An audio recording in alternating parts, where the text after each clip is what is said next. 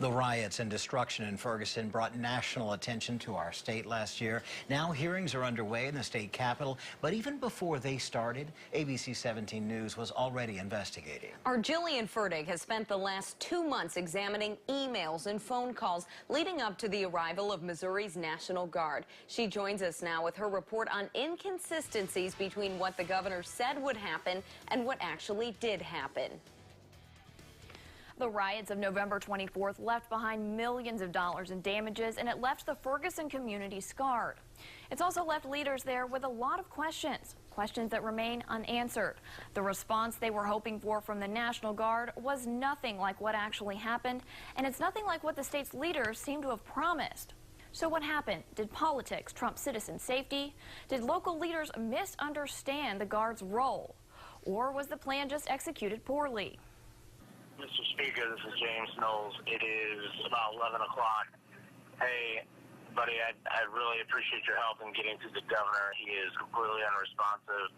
The National Guard is not responding, and they are letting our entire city burn. A plea from Ferguson Mayor James Knowles, and a plea that was made to many lawmakers the night of November 24th when attempts to reach Governor Jay Nixon were unsuccessful. Just hours before that phone call, St. Louis County Prosecutor Bob McCullough announced a grand jury had decided no probable cause exists to indict Ferguson police officer Darren Wilson in the shooting death of Michael Brown. Governor Nixon held a press conference just hours before the announcement. Together, we are all focused on making sure the necessary resources are at hand to protect lives, protect property, and protect free speech. The men and women of the National Guard will also be in the area to provide security at critical facilities like firehouses, police stations, and utility substations, and offer logistical and transportation support as needed. This will help free up law enforcement officers to do their jobs effectively. Those words from the governor echoed ones he delivered on November 17th when he mobilized the Guard in an executive order. But they seem inconsistent with what local authorities understood a week before that. Through an open records request, I was able to get a hold of an email sent from St. Louis County Police Chief John Belmar to a staff member on November 10th. It shows the governor had no plans to move the Guard to the Ferguson Police Department as part of its response to potential rioting. In the email, Belmar writes, "Can we solicit the governor to put the Guard there?" Apparently, the Guard will not move to FPD per the governor. This email also discusses a meeting among state lawmakers about the possibility of having Ferguson Police Chief Tom Jackson step down and the impact that resignation could have. Belmar even seems to speculate the status of embattled Chief Jackson could have a bearing on the state's response. The Associated Press reported last month, and ABC 17 News was able to confirm as well, that a meeting took place among federal, state, and local officials in the fall about Chief Jackson. Whether that meeting had anything to do with the state's response on the night of the riots remains unclear. But I tried to get some answers by tracking down people who attended the meeting. Missouri Attorney General Chris Koster was there. I was just curious, were you at a meeting in November regarding that? I was at dozens of meetings related to Ferguson. Was there a meeting talking specifically about the chief, though, as far as pressuring him to step down? The chief was a topic that obviously did come up, and you know, whether or not he was doing a good job taking on the challenges of Ferguson has been something that has been discussed throughout the process. But did the chief's unwillingness to step down change the way the Guard was deployed? I reached out to the governor's office via email and phone and only received a statement that didn't answer my questions. But just hours before a legislative hearing on the issue, Governor Nixon held a press conference where those same questions were asked. One of the first questions, why was the Guard not in Ferguson following the grand jury announcement? First of all, there were Guard in Ferguson, and everybody knows that. They were guarding the command posts, and they were at other locations in Ferguson. So, I mean, I don't mean to be chippy about that, but they were there. But local officials say the plan was changed just weeks before the announcement. So what or who changed his mind? Well, I wasn't pressured by anybody. Obviously, you talk to a lot of people. Certainly, whoever is, I understood the responsibilities. I was acting on advice of folks who were working with on the ground. I asked Governor Nixon about the meeting between top state and federal officials about the discussion to pressure Ferguson Police Chief Jackson to step down. I don't know which meeting you're talking about. I don't know which officials you're talking about.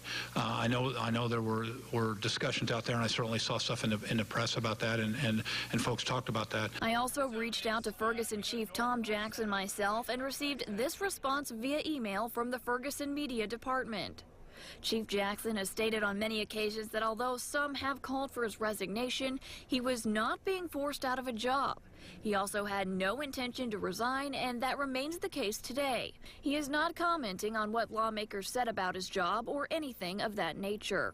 That voicemail you heard at the start of this story was Mayor Knowles calling then Missouri House Speaker Tim Jones. I arranged to talk with both Jones and Knowles and met them at our ABC affiliate in St. Louis. What I found was that Knowles also has more questions than answers.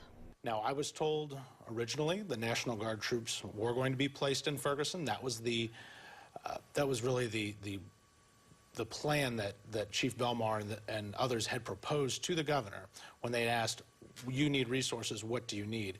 They asked for resources. They asked for National Guard troops to be in Ferguson.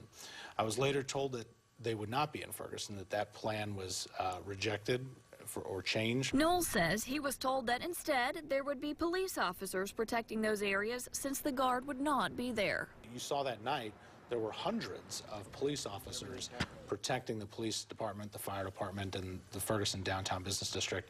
But West Florissant did not have the protection it needed.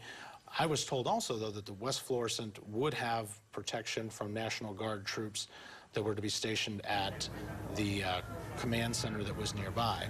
We later found out that those National Guard troops weren't at the command center. So even though National Guard troops wouldn't be visible, I was told that they would be nearby. And nearby was supposed to be the command center. We find out later they were actually at Lambert Airport, and it took them, by the time that I was told that the governor had authorized them to be there, it took until 2 a.m. before they actually showed up in Ferguson that night. Knowles said he exhausted every contact he had in the legislature from both parties to try to get in touch with the governor to activate the Guard sooner, but to no avail. At approximately 11 p.m. that evening, the mayor, James Knowles, contacted me and left a message on my cell phone. Despite several requests, Knowles says he has not been able to talk to the governor since the chaos of that night. But the governor maintains the plan executed that night was the right one. Not a single person was killed due to the unrest in Ferguson. Not a single shot was fired by the patrol or any other law enforcement agency. For someone to say, and it has been stated by several people, that we preserved life, no one was seriously injured or killed, so mission accomplished. Well, you tell that to somebody who's had their life savings put into a business, and then now they find out that insurance isn't completely covering it because civil unrest isn't covered by insurance. The questions still remain unanswered. Why was the Guard called in so late? Why did the original plan change? Did local leaders just misunderstand?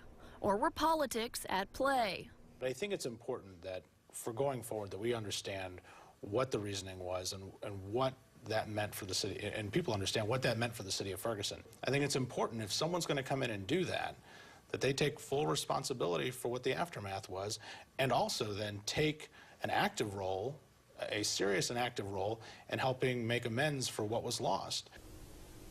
I also tried reaching out to other lawmakers who, according to that email, were at the meeting about Chief Jackson, including Senator Claire McCaskill. My calls were not returned.